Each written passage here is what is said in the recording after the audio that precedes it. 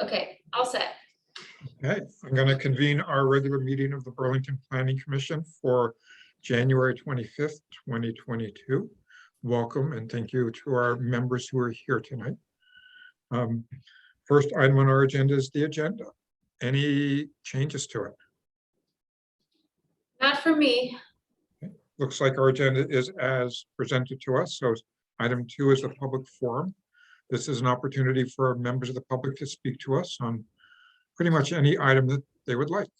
Megan, do we have people in the wings? We do. I'm going to start with, I think this is Sharon Busher. Sharon, you should be able to talk. Hi, Sharon.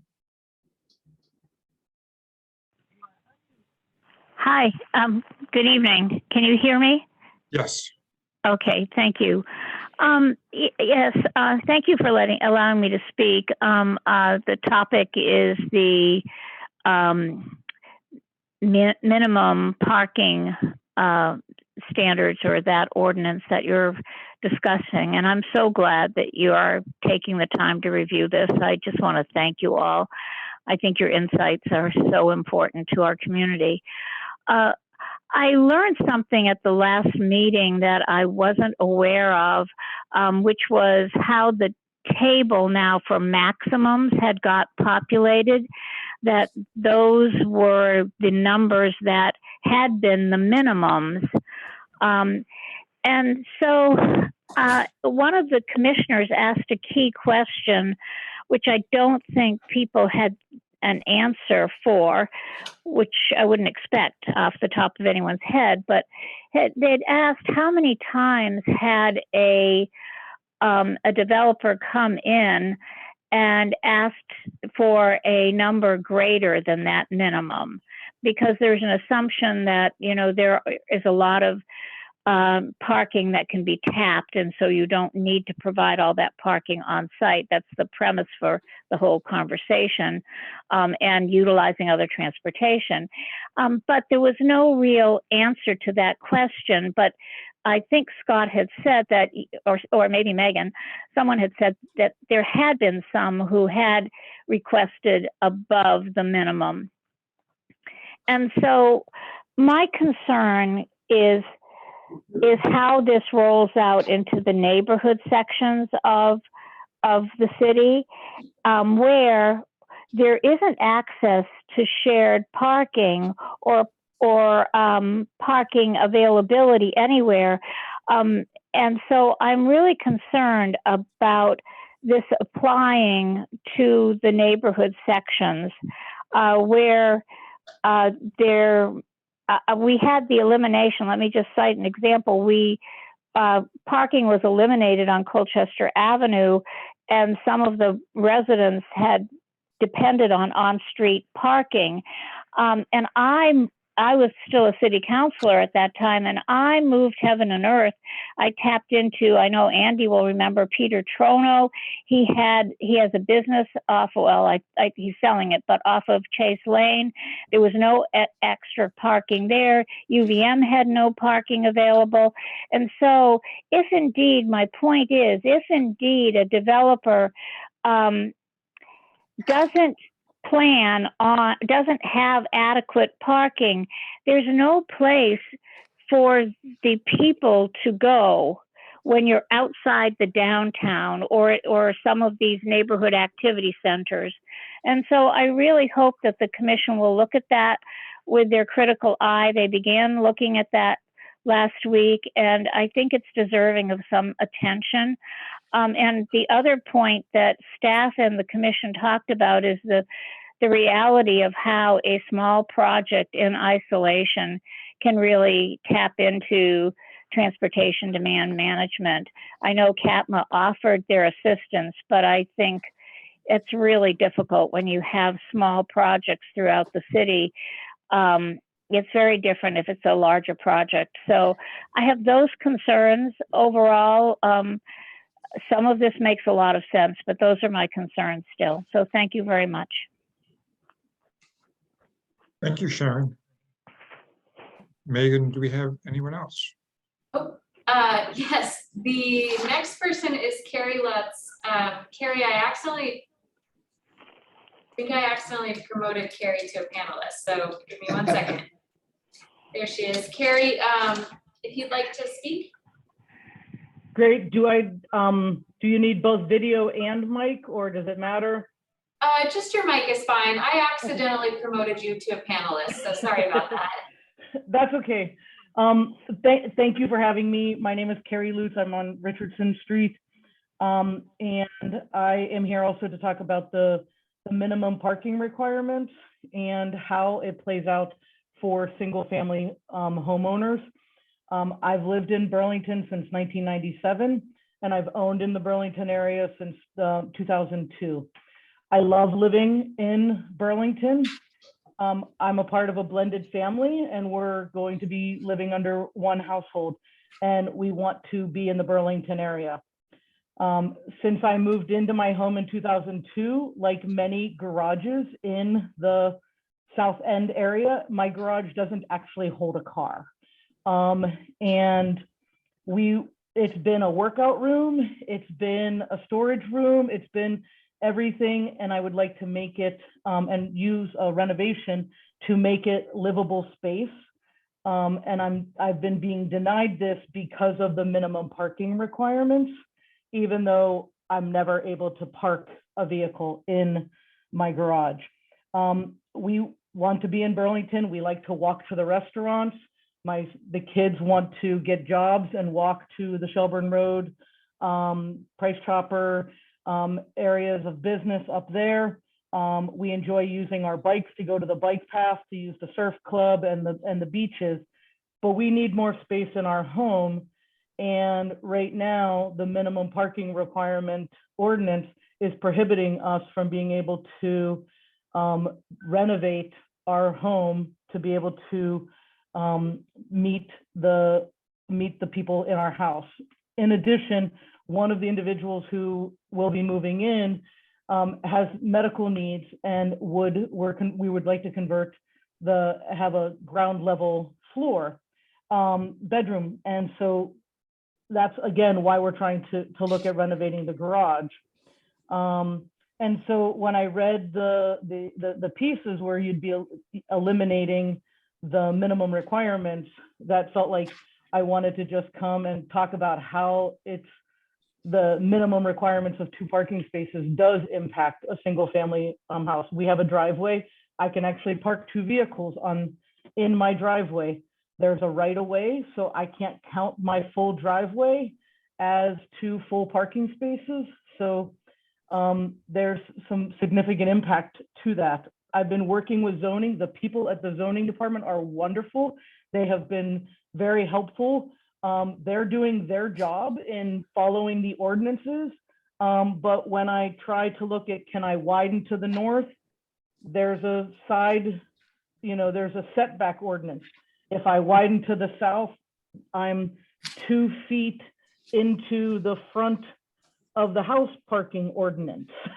If I try to go back, there's back to the right of way statute. So there is no way to maneuver this other than to look at a requirement around the minimum parking and how it impacts. So I wanted to come and say that I support the elimination of the minimum parking requirements and give you a real example of how that ordinance impacts one of the residents. Thank you. Megan, anyone else? Yes, we have, the hand keeps going up and down, but I think Barbara Hedrick is here and wants to speak. Hi, everybody. Good Hi, evening. Barbara. I was undecided on whether or not to speak or just send you an email, so I'll try and be brief. I'm really concerned about this elimination of minimum off-street parking requirements, especially for UVM, because UVM, after they finish the build out of the PFG complex, their new basketball and hockey arena, they're going to use those venues at the same time. I participated in all those permit hearings, and they're going to have up to 9,000 spectators or visitors at one time on campus, on the athletic campus. That's as large as their graduation ceremonies, and there's not enough parking on UVM campus.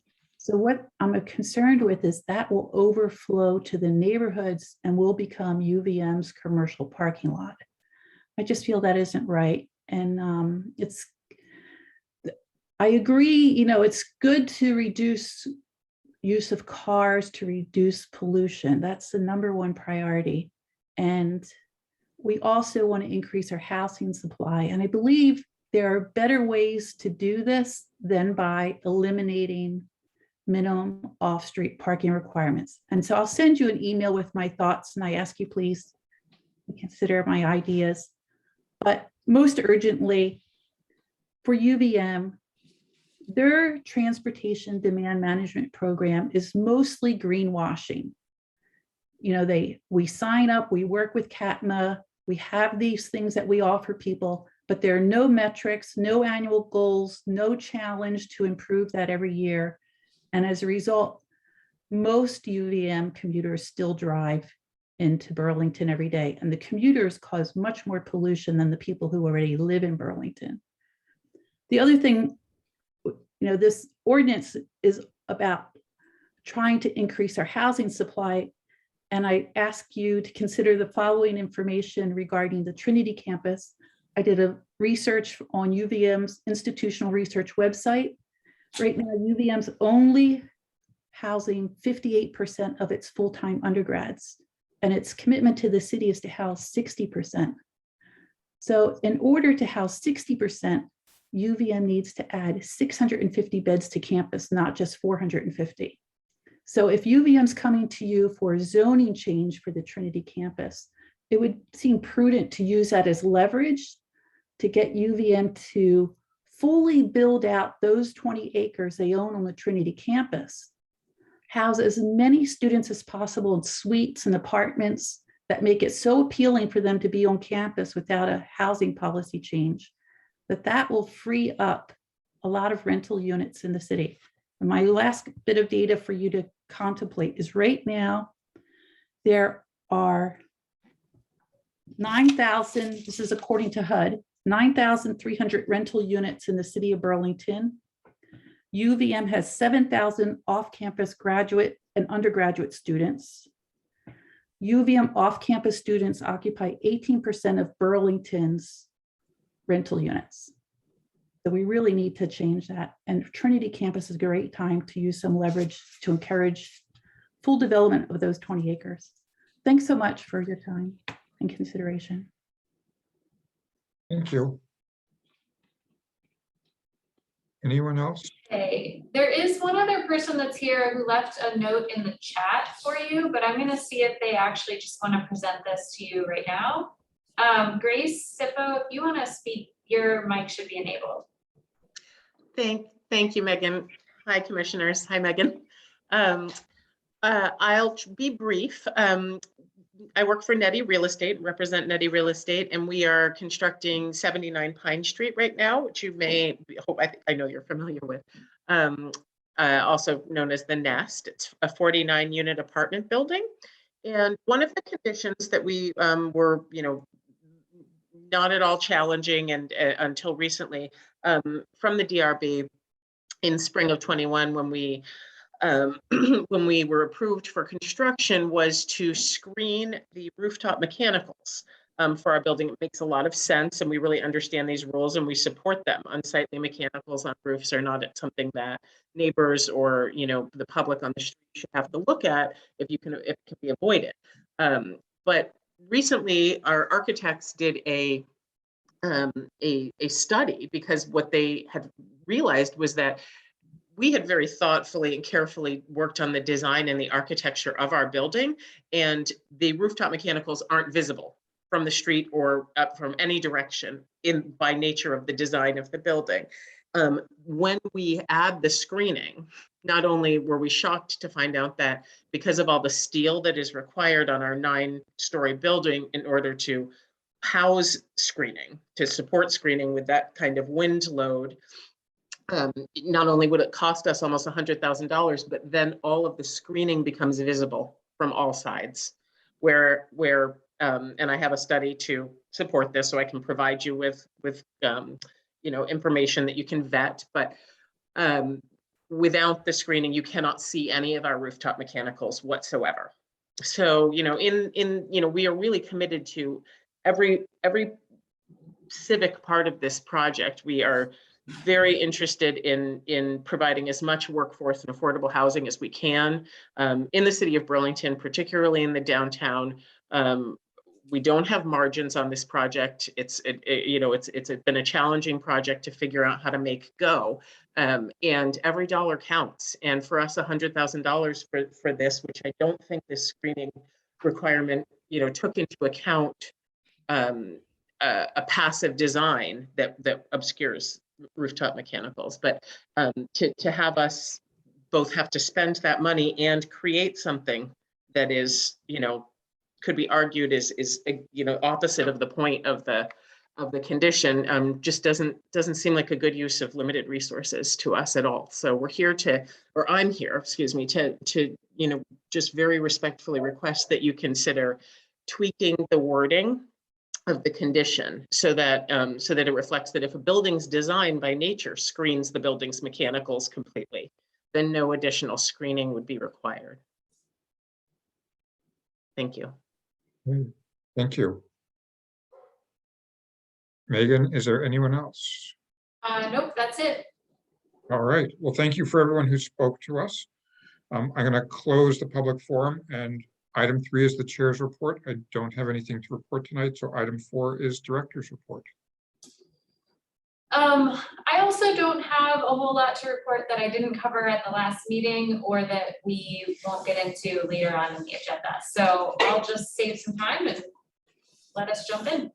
Okay, then we'll go to item 5, proposed CDO amendment, minimum parking and TDM requirements. We're picking up where we left off the last time, and Megan, you provided us with some more materials yesterday. Yes, and as I said in my message, I apologize that these items came to you so late before the meeting. We've talked a lot about just capacity right now, and so it's really nothing more than a function of our capacity to get these out to you. So happy to walk through them with you and describe what's in that document.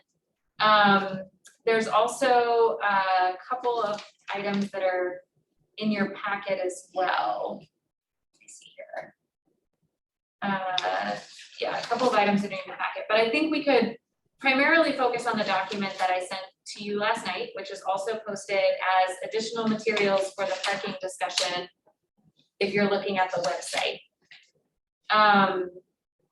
So the documents that we shared start with a memo that helped to outline what we took away as some of the primary questions or considerations for change to this draft ordinance that we heard from you in our discussion 2 weeks ago.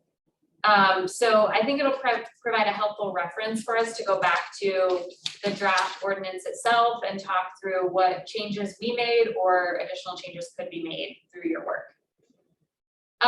So starting with the kind of first question, we had a conversation during our meeting about parking maximums and how they apply to a number of auto-oriented uses. And when I say auto-oriented, I mean uses that are primarily to service vehicles, either to repair vehicles, to sell vehicles, vehicles that are sort of like the primary and essential part of a business, like a DPW building on Pine Street or a bus operations terminal as well. So throughout the document in the table starting on line 177, this is the parking maximum table. We've proposed a couple of additional changes to what was in this ordinance when we talked about it last time to just address some of these concerns. And we heard from the commission the overarching concept that we didn't want these maximums to treat parking that were like the product, I guess, of a business as parking, but rather as the product. So there are a couple of changes that we have made throughout to make sure that the ordinance clarifies that the parking minimums apply to staff and customer parking in those situations. So for example, again, with the bus terminal, it specifically says that the maximums apply only to staff and customer parking. One additional area that hasn't been reflected in here, and this was just an oversight, is for automobile sales. I think this was something that we talked quite a bit about in the meeting last time, is that we can change automobile sales as well to exempt some portion of the inventory of automobiles from those parking maximums. Scott and I did talk about this a little bit, and I think it makes a lot of sense to exempt that aspect of a business because it is just the nature of the business. And, Scott pointed out that we still have things like setback requirements, lot coverage limits. We have other controls within our zoning that will kind of naturally put a limit on the size and expansiveness of some of these businesses, even if we're not limiting them by parking. So that's our proposal back to you in terms of how to address a couple of these uses. The automobile sale example is actually also one that we found in another zoning ordinance. A community that actually has form-based code citywide specifically created an exemption like this for automobile sales. So there are other examples like this that we have found.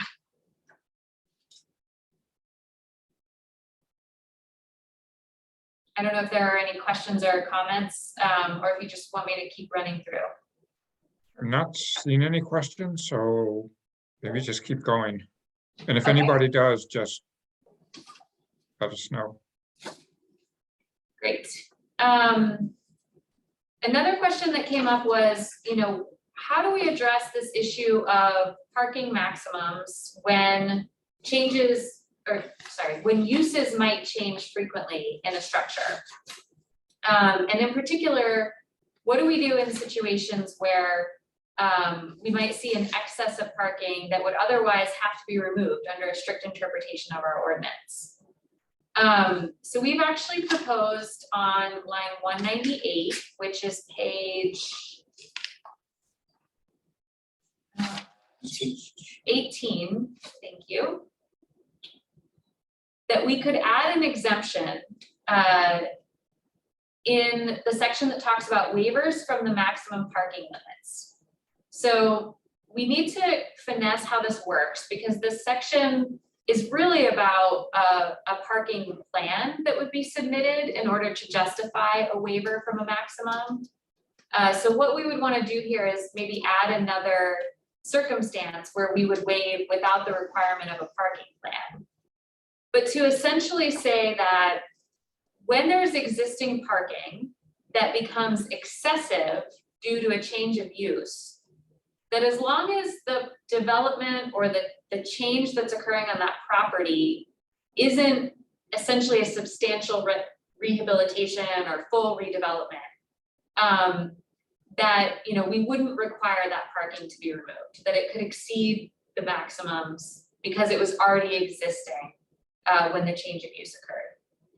It's kind of complicated, so let me know if you want me to try to explain that a little bit differently, but that was something that Scott and I thought was reasonable and also could address a concern that we already see in some cases today that we haven't always had a good answer for how to deal with. So it was a great question that came up in the discussion. So Megan, I would just point out that the punchline here is really setting the bar at substantial alteration. And that's an existing threshold elsewhere in the CDO that seems to make sense here. It pertains to alterations to existing structures in the Form Code, and it also pertains to development in the flood zone. But the punchline there is the same. Once you reach the tipping point for substantial alteration, then we can get into removing asphalt. Remind me, Alex? Scott, what's the definition of substantial? It's 50% of the value of the property or the structure, whatever is being altered. Okay, thanks.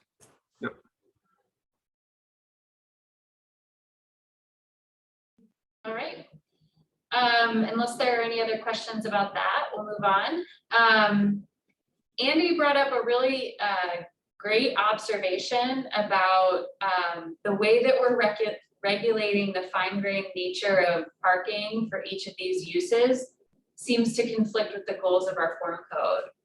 And Andy really raised the question about whether it's necessary for us to have maximums in at least the part of the city that is regulated by the form code. Scott brought up an idea, and after we talked through it more, I think it could have some value to incorporate in here, which is to actually say that the properties that are in our form districts are actually exempt from the maximum parking requirements. And the reason for this, as Scott mentioned when he brought up this idea, is that the form code is so specific in terms of the type of parking facilities that can be constructed, their location, screening requirements, etc. that first of all, like surface parking lots are just not really feasible in a newly constructed parking situation downtown. And in the case of structured parking, we're likely to see people develop parking that is just what they need because of the cost of that parking. And again, because of the form considerations, there will be a lot of focus on how and where that parking is located. So we think it could be reasonable that we would not necessarily apply a maximum in that district and let the form code standards really drive how and how much parking is being accommodated.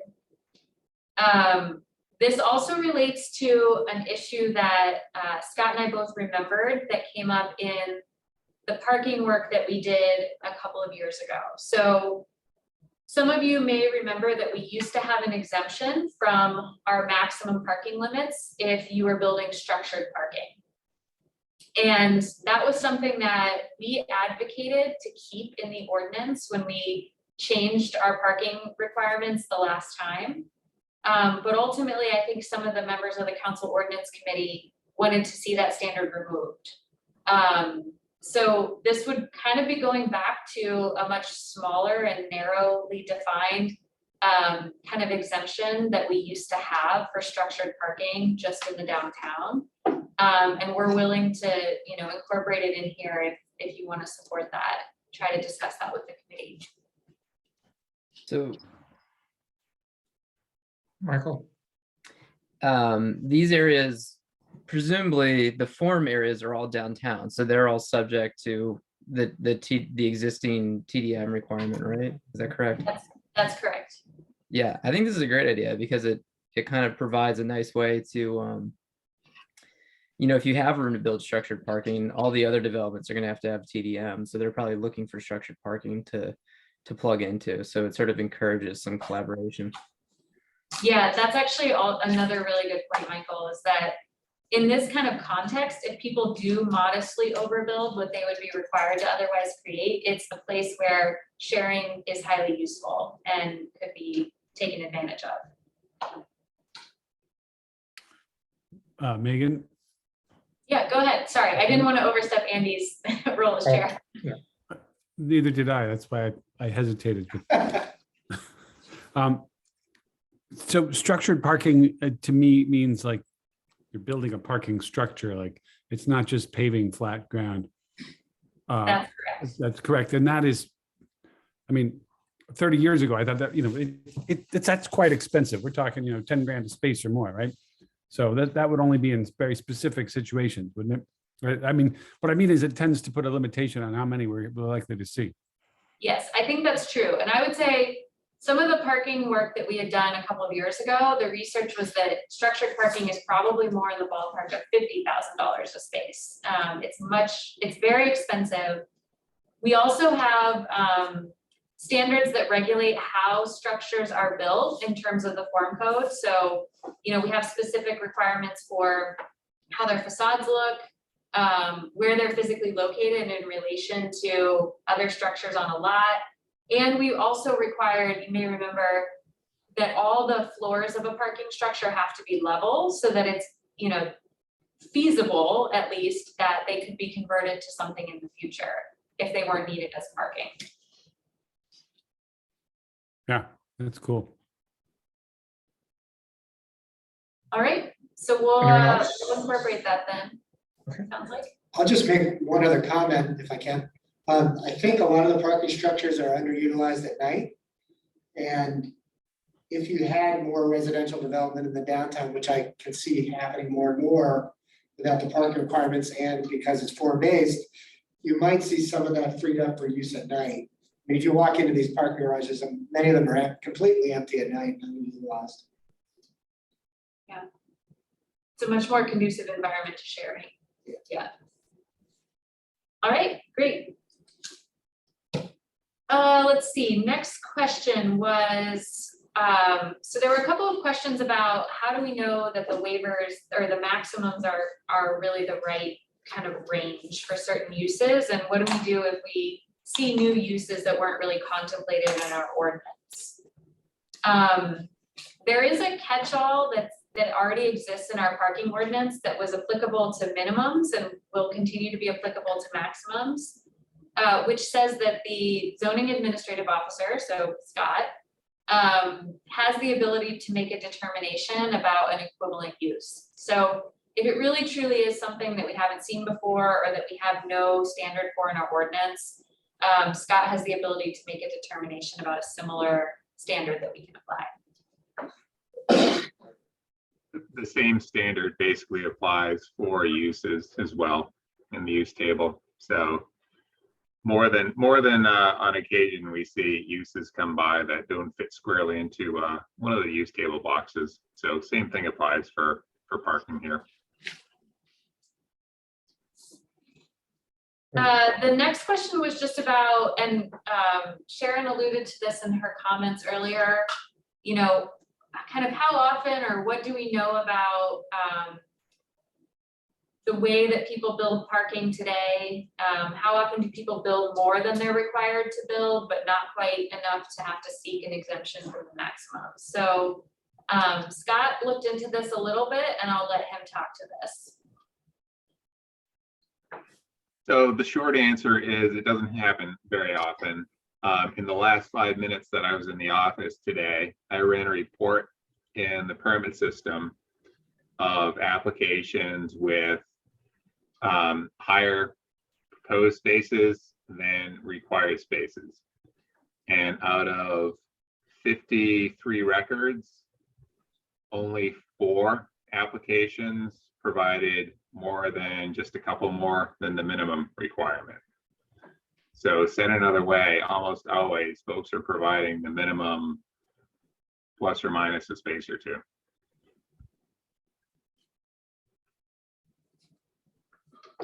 Go ahead, Michael. Scott, what were those uses? I was the one that asked for that. So I was wondering if there was anything we learned from those 4 examples. Well, let's see, 1, 2,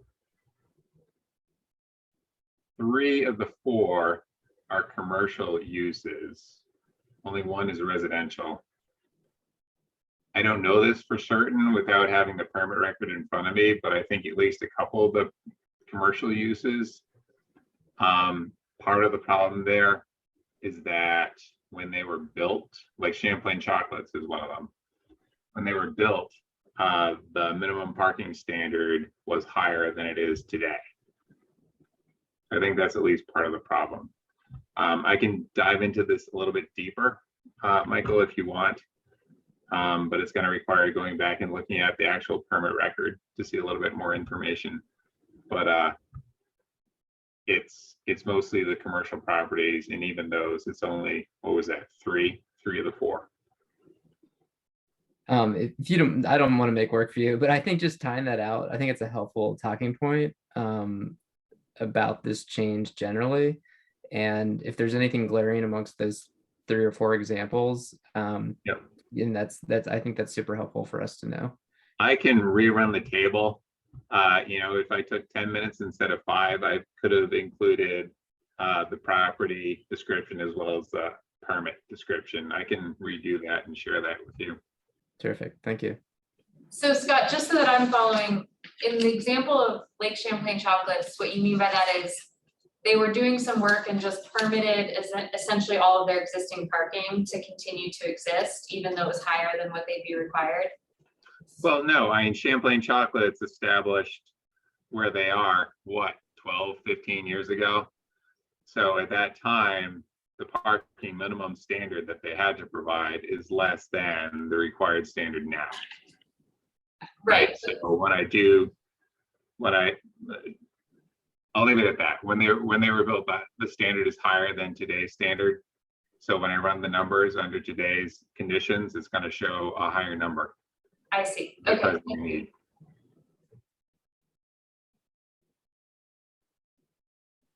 All right. And then the last question, I think, was about whether we had any concerns that the maximum limits could anyway inhibit the ability for someone to provide their required ADA accessible spaces. We don't have major concerns about this, but we did add, or we're proposing that we add an additional exemption to the exemptions from the maximums, just to say that any required ADA accessible spaces don't count towards your maximum.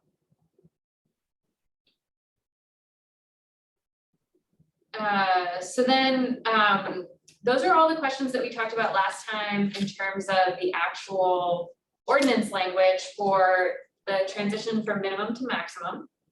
We had also had a discussion about the TDM standards, and I know that there were some questions and some discussion about TDM.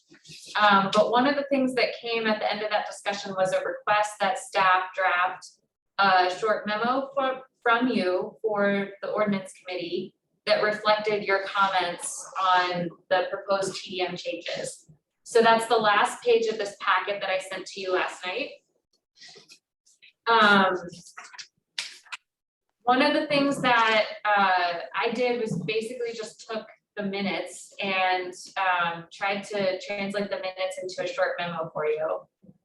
So it does reflect that while performance standards like TDM are often incorporated in zoning, and for many good reasons, there is a desire to study this issue in Burlington, and that's something that we've talked about over the course of our work on parking.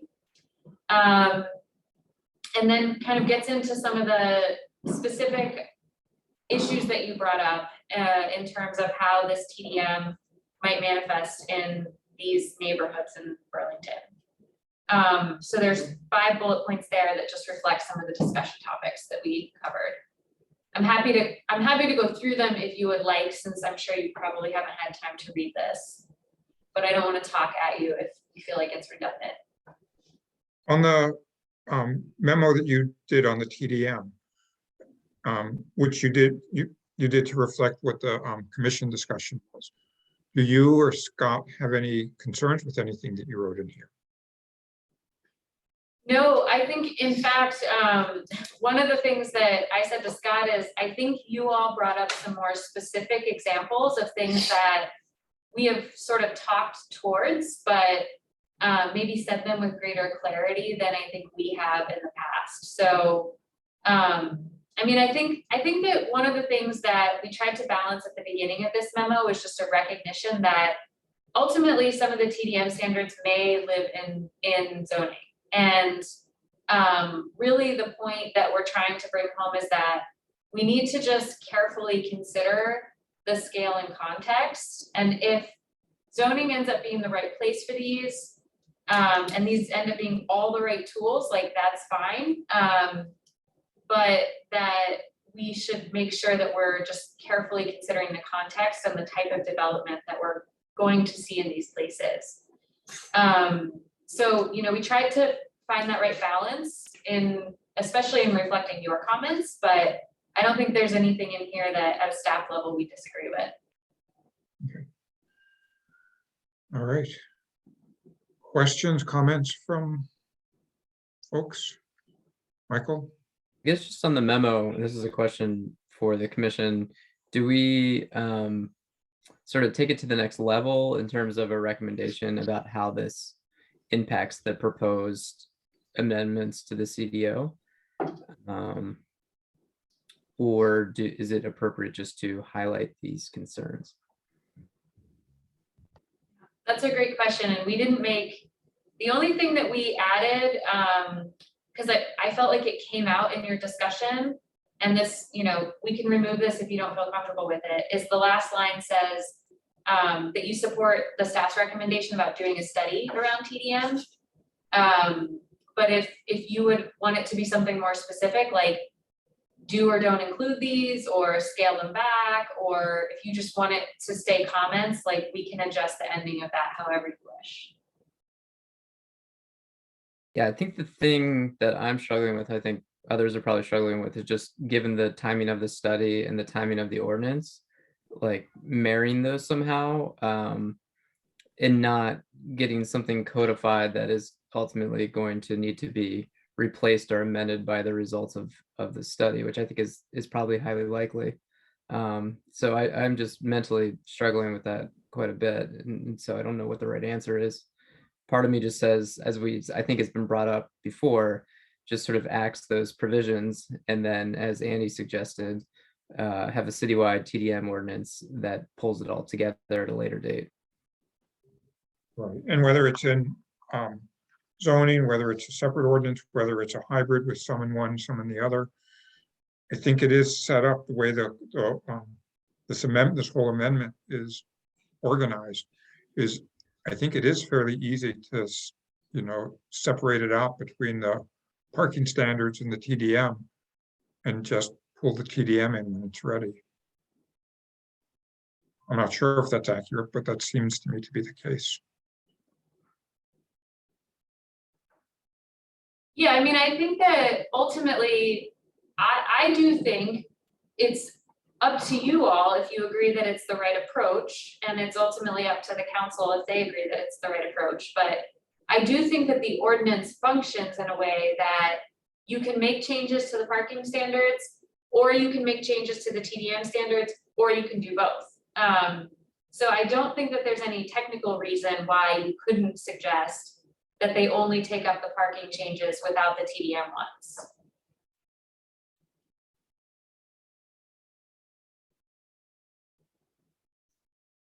Yeah, at least from my perspective, what I heard at the last meeting is a lot of agreement on the fact that the very small TDMs are going to be a terrifically hard issue for staff to manage, and that they don't necessarily solve the problem that they're intended to solve.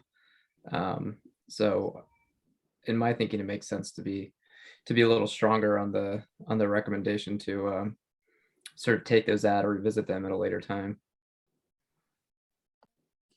That would be my sense as well. Were other people on this? I had a comment.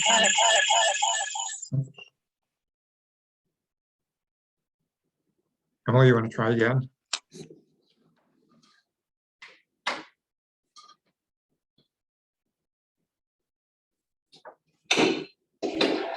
You're on mute, Emily, if you are trying to speak. Okay. Anyone else? My sense, I'm trying to think of an example of, like, you know, just implementing this all at once just seems like a recipe for a lot of time and a lot of angry people, and not a lot of results. And I'm in agreement. Like, I don't think this is ready to do all at once. Emily? Thanks. I agree with Alex. I don't think we can do it all at once. And I think if we try to wait until we're able to do it all at once, it's just never going to happen. And if we get rid of the parking standard, then possibly that'll push forward a citywide initiative towards TDM and transportation in general. I wanted to add to the letter specifics about the car share requirement. I think I wanted to note that requiring a car share on a small site may not be where car share is needed most for the community. So it seems like it's an arbitrary requirement to put a car share spot. We should let car share as an organization decide the needs of the community and where those parking spots should be. And I think that they should be in the public space, not in the private space, and that the city should be allocating more public space towards car share and transportation. Good point. Anyone else? So if I'm reading everyone right, I think we are very open and or more than just open, but promoting the idea of separating out the two different components of this overall ordinance, the maximum parking and the TDM. Moving forward, I think we're getting close to that on the zoning changes for the maximum parking, but on the TDM, making the recommendations as outlined in the memo that Megan prepared that reflects our comments from last time, adding on like Emily's comments and if there are any other comments to add on to that. But it seems like that's the direction we're going in. Am I missing something on this, or does that sound right? Michael? The only thing I think in the memo, I think we should all, although we want them to be, kind of eliminated for the very small, the individual TDMs, I think we're all very much in support of TDM. So just making sure that that's clear that these two things need to work together. They just maybe can't be at the same time. Right. Yeah. I don't want that to be misconstrued. I think we're all very supportive of TDM. Great point. Good. So let's go back then to the maximum parking half of this. Back to the original memo, the initial memo that Megan just walked us through. Are there any other questions with this? Any other questions with the changes that she made? And then I do have one question, which is picking up on some of the comments that we've heard from the public on the impact of getting rid of the minimums in the neighborhoods, and in particular, the impact with UVM. Any comments, thoughts on that?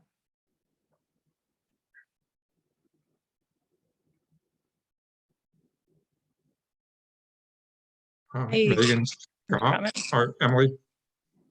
What Barbara said resonated with me. I do think it's important that UVM and some of the larger institutions be held to a different standard, just because they have such a huge impact on transportation, and also due to the fact that they don't pay property taxes. I think that it is fair to ask them to create a transportation demand management system to manage their impact. So I would hate for anything that we do to eliminate their commitment and work towards managing the transportation of students, faculty, and employees at the hospital who come in. I would also note that I think that there's been really poor coordination from the city and the transportation demand management system that those institutions have, in that it's like they've, it's a basket with tons of holes in it, where we're pouring all this transportation to it and it's just leaking out everywhere. And all of the work that they do to manage their transportation ends up leaking out into the community and residential neighborhoods, because we aren't doing a good job of managing parking in those neighborhoods in a comprehensive way. But anyways, I just agree with Barbara that I think that we can't let them off the hook for managing their own transportation. And I think it is reasonable for them to have a TDM, and it is reasonable for them to pay for it, because they are big enough to have a big impact. So Alex, oops, who's Megan? I just wanted to mention, Emily, I know you know this, they have, the institutions have a TDM program in CATMA. I mean, they certainly have the infrastructure, the resources in place to do it. So in what sense has CATMA failed for just not don't get me taking that started. into account? Okay. Another time then. Do you really want to go there? Because I mean, No. CATMA has some real issues, and we can get into the report. I mean, I think Great. the last report that they didn't even make it through the planning commission and was sent back for revision. And have we even seen it again? I don't know. Yeah. You ultimately, the last time they prepared We their did. plan, it took a while, but you did. Yeah, it took a while. And just anecdotally, people are parking in Burlington on neighborhood streets like crazy. They're still having a huge demand, impact on neighborhoods. Just looking at my street, people are parking in our neighborhoods to go to UVM. So you can restrict the parking, you can offer, alternative forms of transportation. And then on the other side, we're giving away free parking. So we are encouraging free parking and encouraging people to drive cars in one side, and then creating these restrictions on the other side. So until we work in unison on that, we're going to continue to have, that large carbon impact of transportation, which is the city's largest carbon impact is transportation. So just if I could just briefly make sure that the changes in terms of like what's proposed here are clear. The only change as it relates to the institutions is that there's not a minimum parking standard that the ordinance is driving them to meet.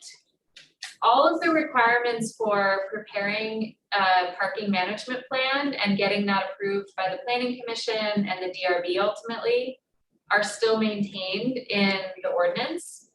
We have tried to make sure that there are a couple of tweaks that we make to how that section works, just to recognize the change in the first part of the ordinance to the minimum tables. But they would still be required to do the work of preparing a transportation demand management plan. First of all, assessing their parking needs, demonstrating how they're meeting those needs, and then committing to strategies that help them reduce the demand. So all of that is maintained. The only thing that's different in this system is that essentially, instead of them coming to you and asking for a waiver from a minimum number of spaces they would have to build, they're just coming to you with a plan demonstrating how they're meeting their demand and helping to reduce it. So all of that process is retained. Emily? I'm wondering. We'll go to you, Michael.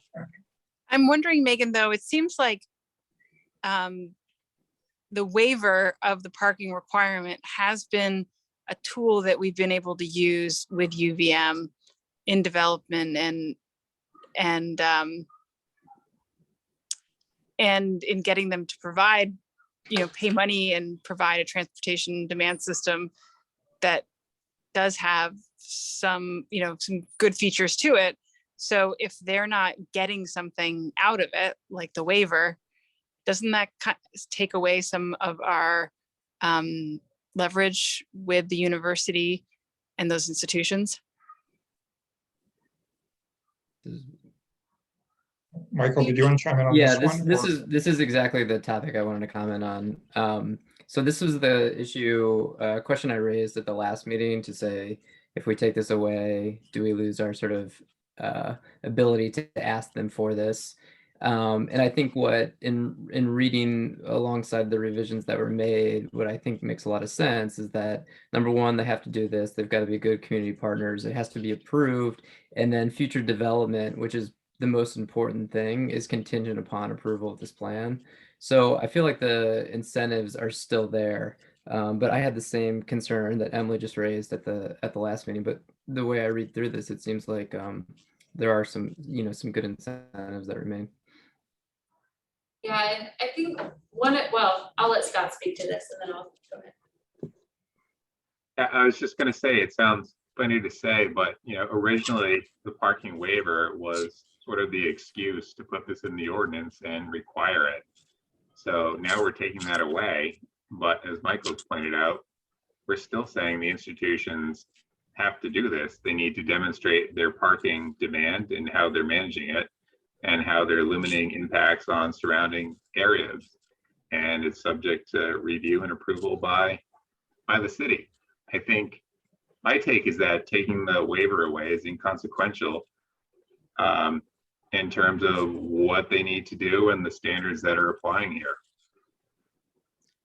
The other thing that I'll just add is, in looking at other examples of ordinances that especially have done what we're doing, in terms of looking at having maximum limits or getting rid of minimums, is that oftentimes institutional uses, they call out specifically and essentially require the process that we have in place. So I think our ordinance has kind of that level of more hands-on planning for those types of uses that do tend to be more heavy vehicle generators and need parking in a different way than other types of commercial uses. Like, we do have those tools available to us through the ordinance, like other communities do when they eliminate minimums as well. Emily, I saw your hand go up before. So can you walk me through though? I get that we're requiring it, but what are the teeth? Because it seemed to me that previously, if we didn't approve the transportation demand management plan, that legally couldn't we have said, sorry, you don't have a CO, you don't meet your requirement and you need to provide this parking. No, that's not exactly. No, that's not exactly how it worked before, right, Scott? It was before, if they. It was. Go ahead. And It it kind seemed of like- still will be, right? So UVM had a project or two in the pipeline that were kept on the back burner because of the delay in getting their parking management plan approved the last time around. It would be the same effect as proposed, right? If the commission says, we don't think you're adequately meeting your demand here, right? Then they don't have an approved plan and they can't go ahead and build their new, whatever they want to build that affects parking. So that would apply to the concern over the new sports venue. So, we'd have to look at their TDM to see that they can handle that load before we would issue a permit for the sports venue. It would have, I will say it will have the same impact on uses that would affect parking as it does today. Okay.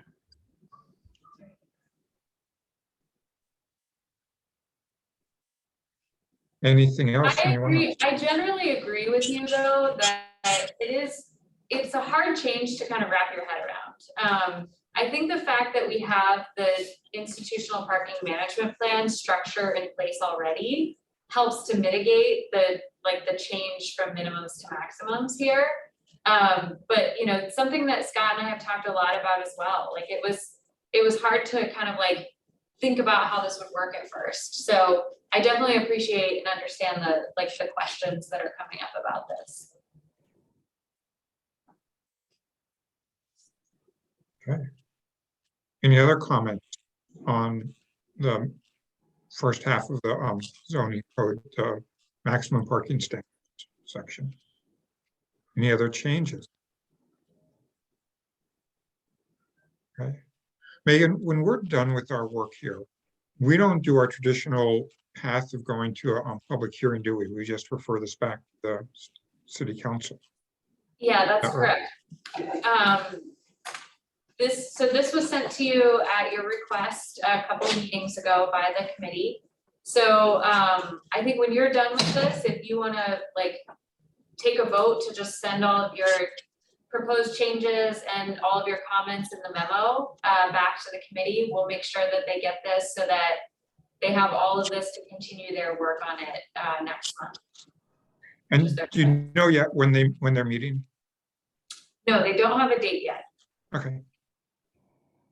They usually set it kind of ad hoc as they know their schedules. So. Okay. And sorry, I did just see there is a comment here in the chat from one of the speakers during the public forum, just asking us not to forget about how the minimums impact homeowners. And I'll just say, I think that by eliminating the minimums, from my interpretation, and Scott can add to this, that it would really alleviate the sort of pressures, or one of the main sources of the pressures that Carrie was speaking to in her specific circumstance. So I do see that this could be a benefit for providing more flexibility for homeowners to manage their parking how they need. The other piece of that is related to this like whole existing parking thing that Scott and I talked about before, because it seems like that's been another piece of gray area with some of this as well. So I think some of the concerns that have been raised have been addressed here.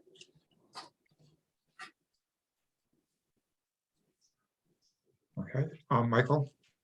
Apologies, just to, I was just had time to think through the institutional thing. So just walk me through, so if they, let's just say the study suggests that they're underparked by X number of units, but they now have a parking maximum.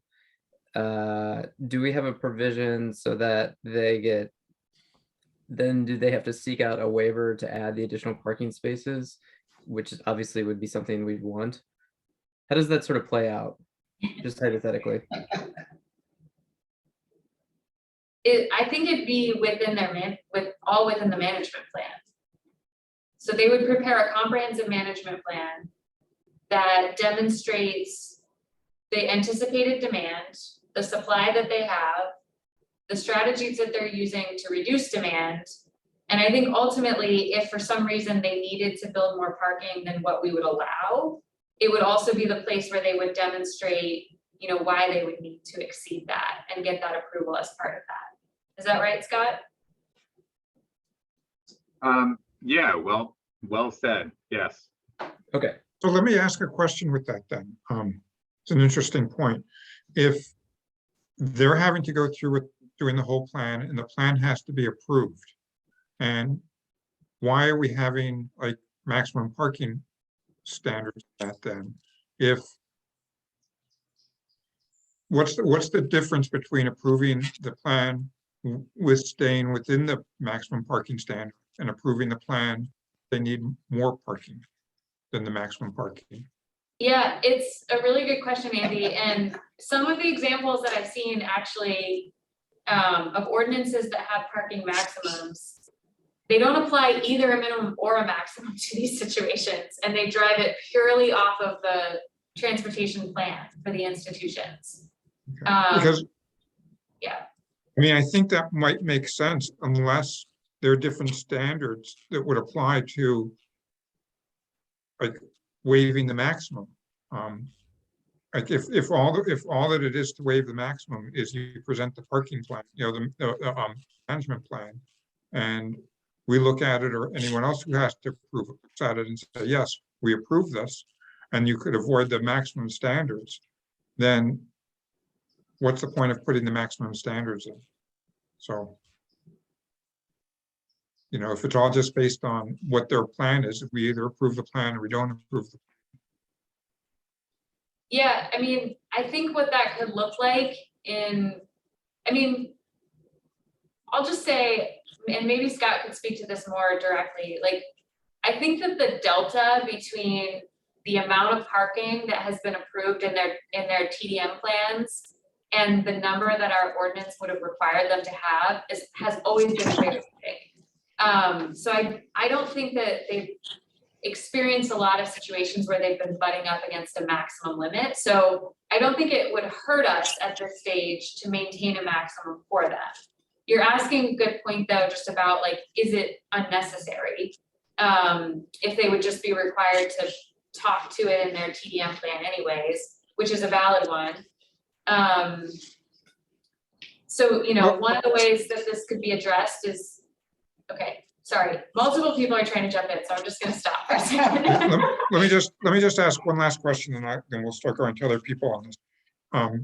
Is there a different standard for waiving the maximum parking than just approving the plan itself?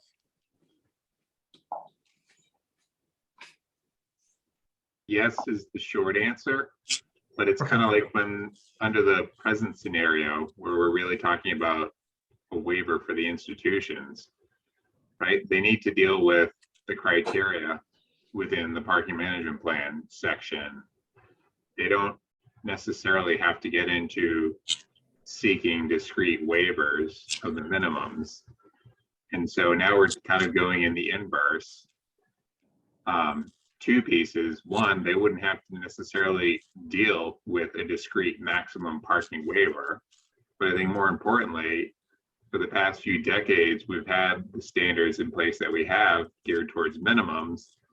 The problem that has arisen is that they don't have enough parking. I have a hard time seeing a case wherein they're proposing a sea of parking. I'm not going to say it's impossible, but the problem really has been they've had deficient supply to meet their demand. Okay, thanks. Michael? Yeah, I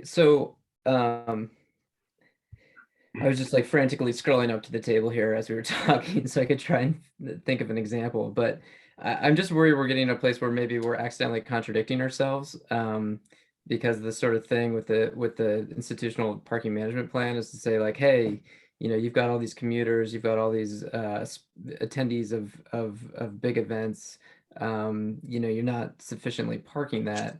But then in another area, for example, you know, recreational facility, outdoor commercial, we're saying, well, you can only have this many spots. And so in one, you could have envisioned a scenario where the plan is saying one thing that we agree to, but it is then contradicting ourselves over here. So I suppose that, you know, you never like to sort of talk against yourself within something like this.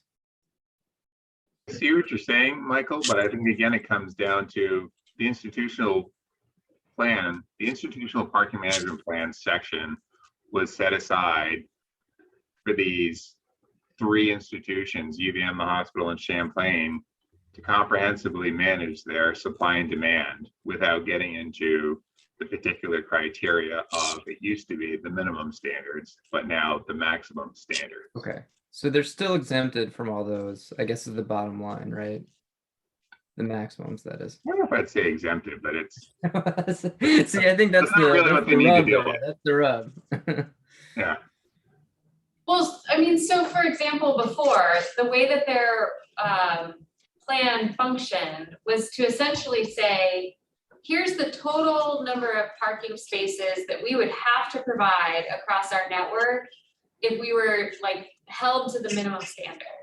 And the creation of the plan, the demonstration of the demand and how it was being met or being reduced, like while it wasn't an explicit seeking of a waiver, the approval of the plan essentially functioned that way. And so I think what Scott was just saying is like that the plan would in the future do the same thing, but just on the maximum end, that it's not the explicit waiver, but it kind of functions in the same way. But So if I'm them, in say worst case scenario, I'm going to be a bad community member, all this, and I say, well, you know, if I need to produce as much parking you suggested, I got to go vertical or I got to go underground. It's super expensive. And here in the ordinance, it says that, you know, the maximum number that I need to provide is X, which then, you know, is less than what we're asking for in a different segment. So I suppose that's the worst case scenario. So are you thinking that like the maximum shouldn't apply to them? Yeah. yeah, actually, okay, great. So that's where I was going, and I stopped because I didn't want to like short circuit this discussion. But I do think that what we could do is have something in the exemptions. So there's a little list of exemptions from the parking maximums, and we could say, you know, institutional properties that are required to provide a joint institutional parking management plan, basically the maximums don't apply. And so then we're literally relying on that planning process to indicate their parking requirements across the board. there also, actually, as I'm thinking and hearing this discussion, may be another reason that we may not want to have the maximum parking specified in there, which is if we put the maximum parking in there, then UVM might and the other institutions might have a better argument to come back and say, we're going to put more parking on our campus because we can. You're telling us we could go up to this amount. And so that's the amount we want to, you know, we may want to go up to and short circuit some of the other planning that we do. And I think we'd be hard pressed to say, you know, in their plan, if they're staying within the maximum allowed, they shouldn't be allowed to do that. I don't follow that. If you put boundaries on and somebody stays within the boundary of what you're putting on, then they should get a lot of leeway of doing that. That may not be what we want them to do. we may not want them to put that much parking on their, on But wouldn't that. we just make the maximum lower? Sure, I mean, we could change the maximum, but if we don't put a number there, then I think it would give us a lot more leeway on approving or not approving the plan. We're not, there's no magic number that they say, but this is the number we're allowed to do. I don't know, just a concern. May not be a major one, but if we tell Yeah, somebody that you're allowed to do something, they want to do it, I think you're hard pressed to tell them you're. I think both examples that you described, Andy, and that I described could exist in the same institution because they do so many diverse things. So over on the Trinity campus, if that gets rezoned, they could say, well, we want to really attract students that, have to have their cars or something. And so we're going to build a bunch of parking, whereas maybe over, because it's going to be cheap, they can surface park it. But over on, by the stadium, by the, facility, sports facility, it's going to be expensive. And so they're relying on it in different ways. So I think just a way to simplify this all is to remove it and rely on the plan, which is intended for this purpose anyway. What are people thinking on this? I had another comment. Okay, Emily? Off the subject, but I think that the memo, I also wanted to add something about enforcement. I think we talk about the cost of implementation, but Emily, would you hold that thought for a moment? Sure. And if I forget to come back to you, remind me. It's an important point. I just want to close out this one with the institution management plan. Any other thoughts on this? Is this?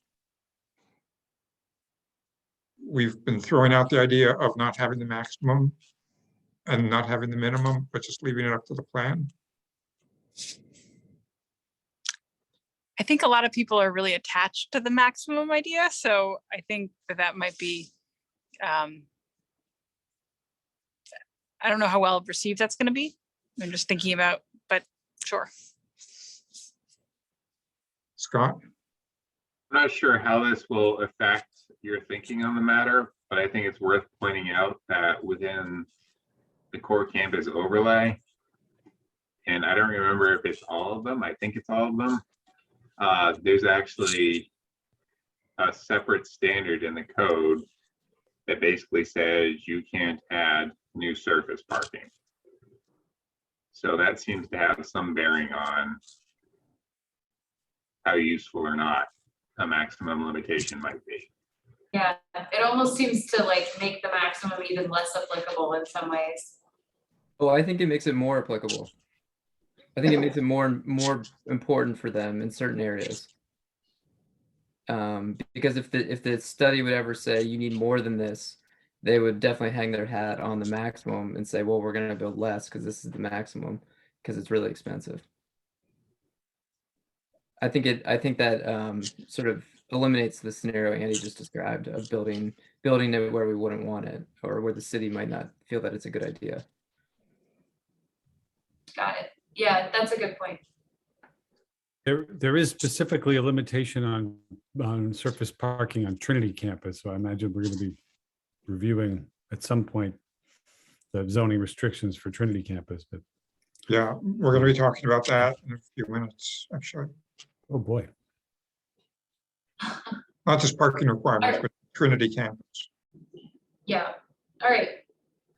Okay. All right. Let me come is- back to Emily. Yep. I don't want to. Sure. Yeah. I just said some of the language in the memo about our feelings about our recommendations. I think it talks about implementation, but it doesn't reference the enforcement. Like, how are you going to enforce that there's a car share spot or that they are offering a ride home and all of those things? So it doesn't seem practical to enforce that, and we don't have the resources to enforce it. So allow Okay. without enforcement is merely a suggestion. Great. That's a good point Emily makes. I mean, it's not approval of the parking management plan isn't like approval of a permit where somebody actually goes out and looks, right? We're blessing the plan. Yeah. Okay. Anything else on this? I'm mindful of the time and we still have a couple of other items we're getting to. We do have one additional question that's related to the TDM topic that we wanted to get your opinion on. So this has come up in the context of actually administering the parking changes that were made the last time and creating the TDM requirements in the first place. So Scott, I don't know if you want to talk about the example of working with COTS. And the question that has come up about whether TDM is applicable even if they're not creating new parking. Give me a second, I was scrolling to find it. So there's a situation in which an existing development essentially created new gross floor area. I think in this case, it was the creation of new units, but they didn't actually expand their existing parking footprint. So the way that the ordinance reads today, just by creating a number of new units, they would be required to now participate in the TDM where the development wouldn't have before. And so the question is, really is about the intent here. Am I framing this correct, Scott? I was going to say it's a little bit more nuanced than that. The new units, bring them into TDM. What was a question was, what pieces of the TDM do they need to deal with? And in the example of COTS on Main Street, so they were adding enough units to need to do a TDM. There was existing parking there, but they weren't adding any. And if you look at the TDM standards, it says if parking's provided, you need to do annual analysis of basically parking management and demand with annual reporting to that. And they said, well, we're not adding any parking. And I said, well, it's there, it's being provided, and you have these units. But it's sort of this murky question. Do we require that annual reporting, which is tied expressly to applications that have parking provided on site, even in cases where it's simply existing parking where no new parking is being provided? Or do we go with scenarios wherein we only require that standard in cases where new parking is provided? Well, let me ask you this, Scott. If we are bifurcating this ordinance, doing the maximum, continuing sort of with the maximum parking requirements, but doing the recommendation of spending more time on the TDM, including doing the study, doing more work on it before really putting it to code. Is what you're talking about something that could be part of that further review? Or does that have to be done now? I think it could be part of further review, and I think it can be as simple as clarifying we're talking about parking regardless of whether it's new or not, or just new parking. It's just a clarification that isn't there now. Got it. Michael? I think the intent there is to monitor the original plan, right? And make sure it's being upheld. So I sort of see the point there. You see the point of it being applicable? Not being applicable. Not being applicable.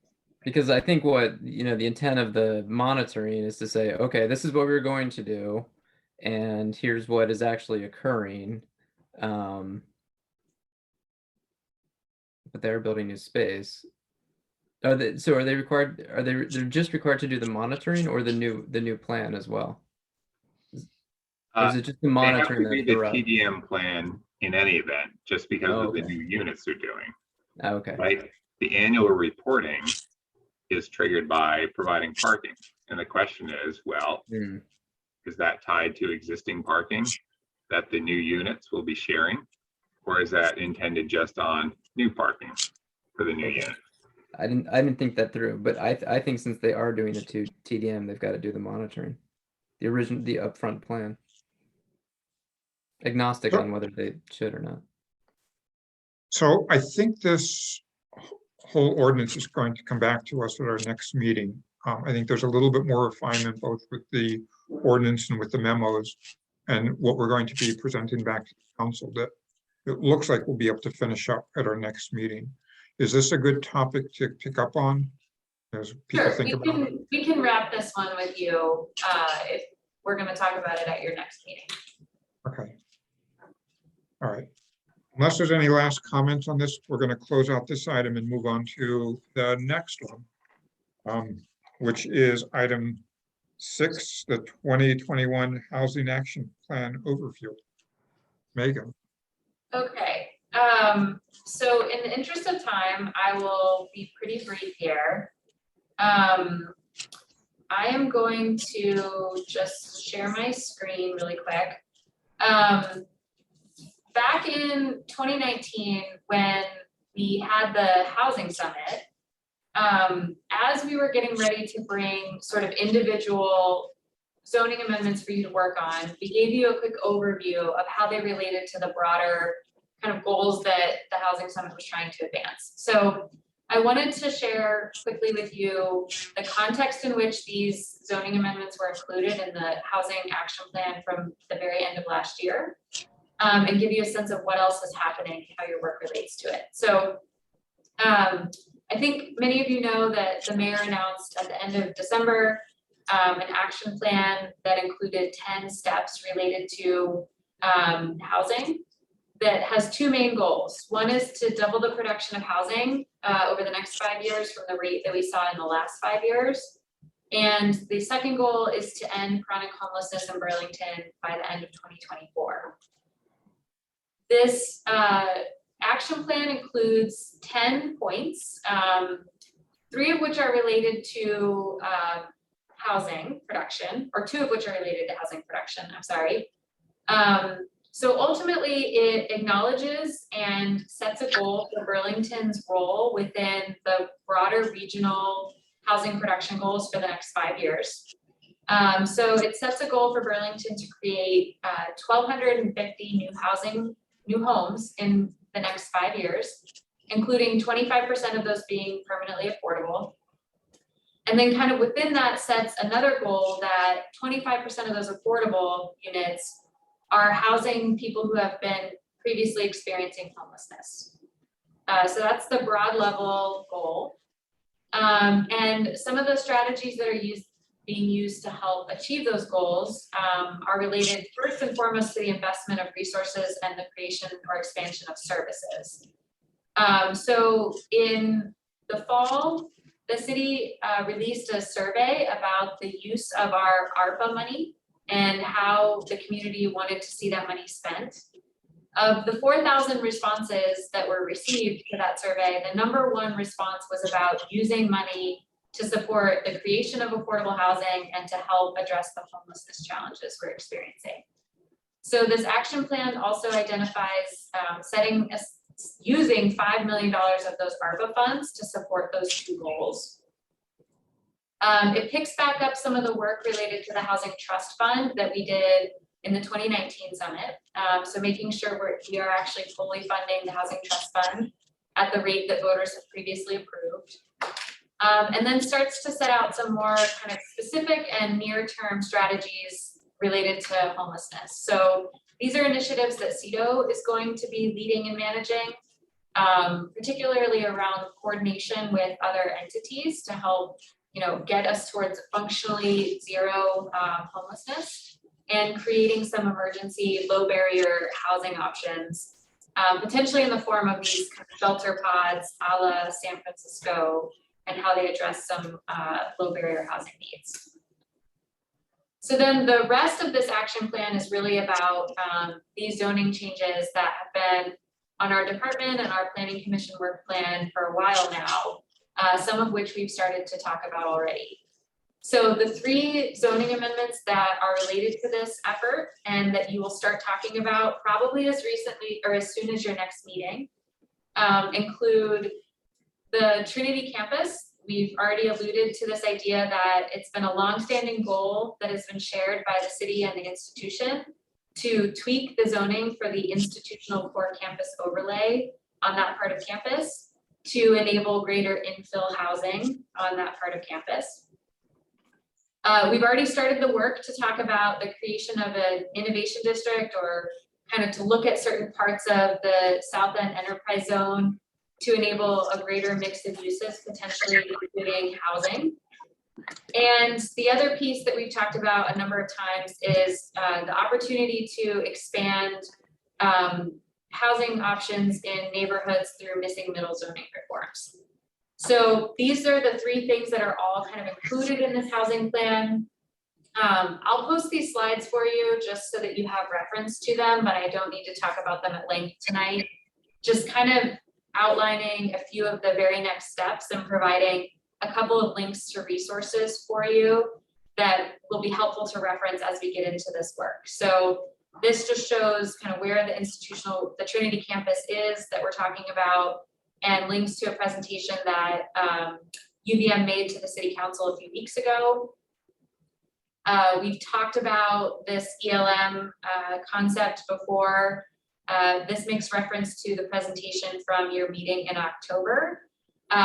We will be doing some work with some additional stakeholders to help provide some ideas for you all that could be either incorporated within the zoning amendment or happening outside of them, to help address some of the questions about, specifically about affordability and open space that we've talked about. And then we'll be bringing a much broader process before you to talk about the Missing Middle initiative. This will be a longer term project, something that you will probably see for the first time kind of later in the spring or into the summer. And some of us attended a webinar today that helps describe this concept in more detail that we hope to be able to share a link with you on when it's available. So again, that was a really quick overview to that in the interest of time. So I'll post and share these slides with you after the meeting tonight. Any questions for Megan? Comments on this in general? Michael? Just real quick on the, I don't know if you're scoping or if you've hired someone for the Missing Middle. I just, as a person interested in this, and Commissioner, hoping that there's a GIS aspect to that, because you know, I always try and keep an eye out, but as I go around town, I'm just, you know, identifying high priority areas. I think will be pretty interesting. Yeah, definitely. There will be both, you know, an evaluation of where certain zoning districts apply in the city relative to the characteristics of buildings, and both existing buildings and the type of buildings we would like to see. And then there's also kind of a finer grain level of this that we talked about a little bit in the executive committee tonight, which is just understanding what's existing and where are the barriers within our code. And that is, there is a heavy GIS component of that work that we have anticipated in the scope for this project. Cool, thanks. Alex, did you? Megan, I wanted to participate in that meeting, but it was at noon and I was at work, and you know, the hospital, basically you can't download anything on their computer without their permission. Oh no. It was just like, you know, I figured it would be on Zoom or, you know, Teams or something. It sounds lame, but it's also not, so whatever. Yeah, no, so they did record it and they're going to provide a link to it. So we'll make sure that Good. you all have access to that link when it's available. Thank you. You're welcome. Okay.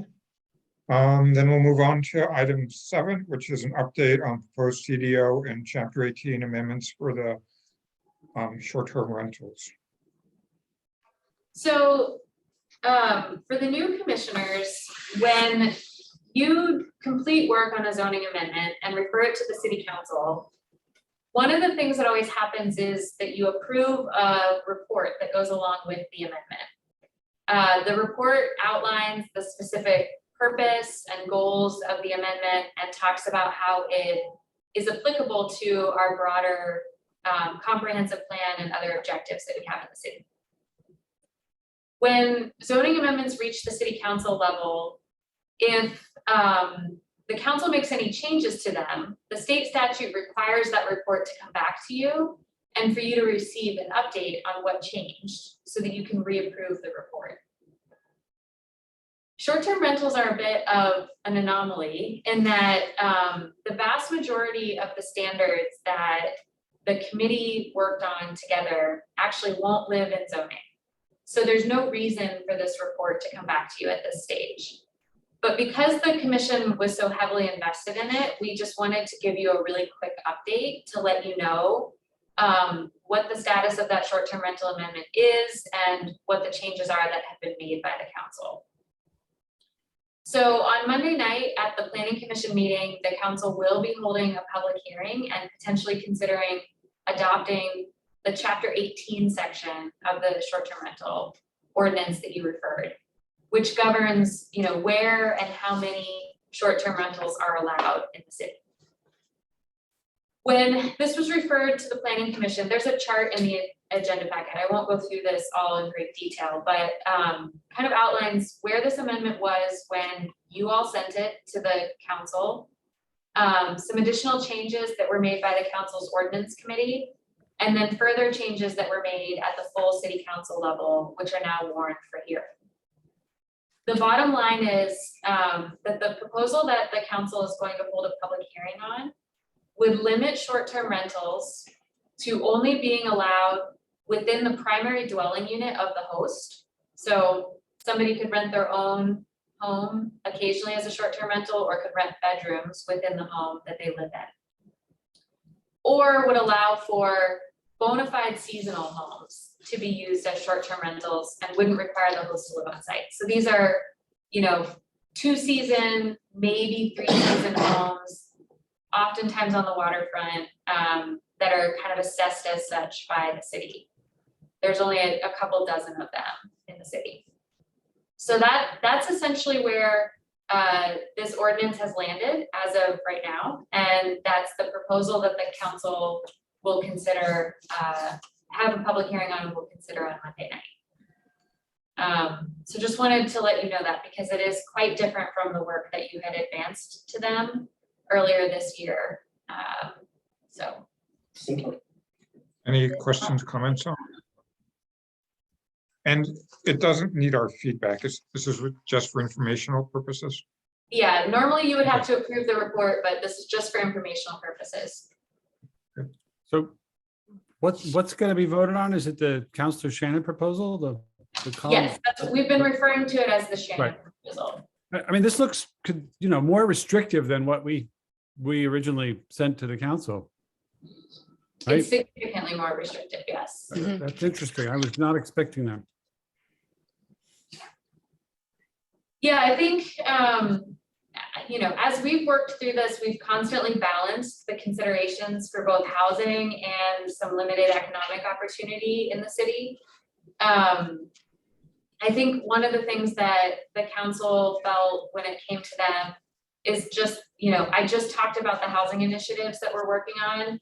And I think that there were some counselors that felt that in the current climate, in terms of the city's housing challenges, it was hard for us to justify being more permissive of short-term rentals at this point. So I think there's a broad recognition that folks don't want this to be the policy forever, but that it's the right policy right now is the feeling. Emily? Where did they land on the housing elimination fee? Or in terms of charging the housing replacement fee? Yeah. It's still not applicable. Okay. And then was there any discussion about the rules for changing it over to like a bed and breakfast? Changing it over to bed and breakfast, does that require a housing replacement fee? No, because a bed and breakfast was always considered to be a special residential use, so it never would have been applicable in the first place. Okay. So is parking the big limitation for people changing over to bed and breakfast? Because it seems to me that if it's easy to change over to an owner occupied bed and breakfast, that's a pretty big, easy way to be a short-term rental if you're owner occupied. Under today's standard, Emily, the major limitation is you need to live there. You need to be actually owner occupied. And yes, secondarily, it would be parking. Okay. But yeah, owner occupancy is the biggest obstacle right now. As proposed, it's going to be different, right? You won't need to deal with parking necessarily, but it needs to be your primary residence. Okay, thank you. Just one observation based on a comment that you made, Megan, which is that they, they're doing this now, but see that it might need to change over time. I think that just supports the idea, the concept that that we did, where only a small part of this lives in zoning and the rest of it lives in the code. That gives much more flexibility to modify it over. So Yeah, I think I agree. that's good thing we did it that way. So it gives that flexibility. And I think we'll have to like write something in the ordinance about how this genius idea was Scott Guston, so that we all Yep. remember that we have him to thank about how easy it'll be to change it in the future. So I bring that up to Megan on occasion. First time I mentioned it, she thought I was crazy. yeah, Go ahead. All right. Nothing else on there. Thanks for bringing that to us. We'll close that item and move on to item 8, which is commissioner items. Our next 2 meetings are February 8th and February 23rd. Any other commissioner items? Okay, and Bruce raised his hand. Sorry, it's hard to see him on this. You can, screen. Emily did too. She did Oh. for- Oh, no, I was actually just scratching my head. It's like an auction. I just thought I think oftentimes when you go to a public forum and you don't get a response, it's sort of hollow, and I wanted to respond to the rooftop mechanical screening one. Someone called me on that today and I looked at it. And what it basically says is that you have to provide, it's from the street view, so that you have to provide screening so you can't see it from the street. But it doesn't leave any discretion on the DRB to make that determination. It seems like an easy thing to go to ordinance to come up with something that could add a few words that would allow DRB to make that determination, that you can't see it from the street, so you don't need to build a screen. yeah, that might be a good thing for ordinance to take up. Speaking of which, going into our committee reports, the executive committee just met right before this. And Scott and Megan had a proposal on really how we present our ordinance or the timing of when we do our zoning changes. And Megan or Scott, do you want to give just a brief summary of what you explained to us at the executive committee? Sure. And we've talked about this a little bit in some of our recent meetings, but in the past, Scott has managed, and well, currently Scott manages our ordinance committee, staffs the committee, sets the agendas, and helps the committee work through its items. Where I have always primarily focused on staffing the whole planning commission as well as executive and long range committee. So one of the things that we're talking about as both of our departments get more fully staffed and back to a more normal flow of work is that planning will actually start to manage the ordinance committee as well. And then one of the other things that we talked about with the executive committee is, how we manage these individual requests for zoning amendments that you receive. Oftentimes we have taken these up kind of one at a time, and as soon as the commission is done reviewing something and makes a decision, we warn it for public hearing and begin the process of referring it to the city council. It's a really labor-intensive process for the staff and for the boards and commissions that are involved in all of this work. And so one of the things that we're proposing to you is that while you may take up and make decisions on individual issues, that we package a number of zoning amendments for public hearing and referral to council twice a year, maybe, or quarterly if we need to, but twice a year is where we think we could start. Just to make the process a little bit more efficient and to reduce some of the redundancy in the work that we're doing to bring each of these individual amendments to. So that's one of the things, and it is funny that you heard a specific one-off request for a zoning amendment tonight in the public forum, right after we had just talked about that. I don't see any reason why the ordinance committee couldn't take it up and talk about it, but we may just wait until we have a public hearing on a couple of other things before we take any action on it. But that was one of the things that we talked about with the committee. Thank you. Any other comments, commissioner items? All right, then we'll close this and on to item 9, which are minutes and communication. Is there a motion to approve the minutes and accept the communications? I see from a motion by Alex, seconded by Michael. All those in favor, any discussion? All those in favor of the motion, say aye or raise your hand. Aye. Any opposed? That is unanimous. And then item 10 is adjournment. Is there a motion to adjourn? Motion by, I saw Bruce. I see Bryn, motion by Bryn and seconded by Bruce. All those in favor of adjournment, say aye. Aye. Aye. We stand adjourned. Thank you very much and see you at our next meeting. Thank you so much.